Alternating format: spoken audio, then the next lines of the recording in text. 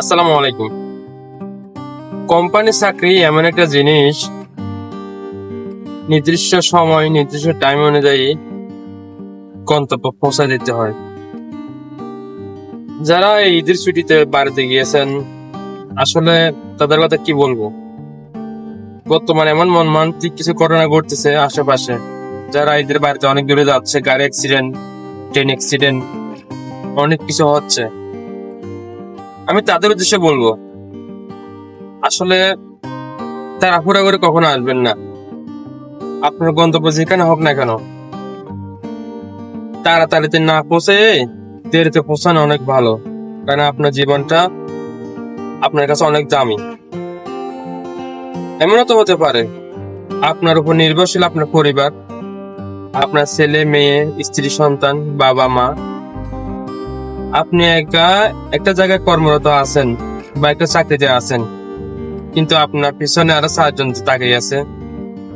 আপনার মা, আপনার বাবা, আপনার স্ত্রী, আপনার সন্তান, তারা তো আপনার দিকে তাকিয়ে আছে। এই জন্য বলবো, ঈদের ছুটি শেষ, আপনারা যার যার গন্তব্য পৌঁছে যাচ্ছেন, ধীরে সুস্থে আস্তে আস্তে আপনি গন্তব্যে এসে পৌঁছান। কোনো তাড়াহুড়া করার দরকার নেই। আপনার হয়তো কোম্পানির পক্ষ থেকে আপনাকে একটু বকাঝকা করতে পারে, কিন্তু আসলে আপনি আপনার গন্তব্য পৌঁছাবেন যে কি আপনার সেফ অনুযায়ী। এমন কিছু করবেন না, এমন তাড়াহুড়া করবেন না যা আপনার জীবনে কোনো একটা ক্ষতি আনবে বা একটা অসুবিধা নিয়ে আসবে। তো আপনারা যারা দূর থেকে যে যার কর্মস্থলে আসতে চাচ্ছেন, আস্তে আস্তে আসুন, সময় নিয়ে আসুন। আপনারা যেখানে আসতেছেন আস্তে ধীরে আসুন, তাড়াহুড়া করবেন না। এটা আমার পক্ষ থেকে, আমার থেকে একটা মেসেজ দিলাম আপনাদেরকে। আপনারা কি আজও কি খেয়াল করছেন, তাড়াহুড়া করে দূরাদূরি করে কখনো কোনো মানুষ সাকসেস হতে?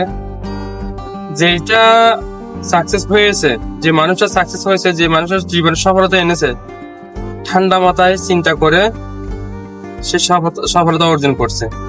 তো আমার কথা হলো যে কি, আপনারা যারা ঈদের ছুটিতে বাইরে থেকে আসতে চাচ্ছেন, ধীরে সুস্থে আস্তে আস্তে আসুন, গন্তব্যে পৌঁছে রেস্ট নিয়ে আপনার কর্মে যে যার জায়গাতে কর্মস্থলে থাকেন, সেই জায়গায় আপনারা কর্মস্থলে যোগ দিন।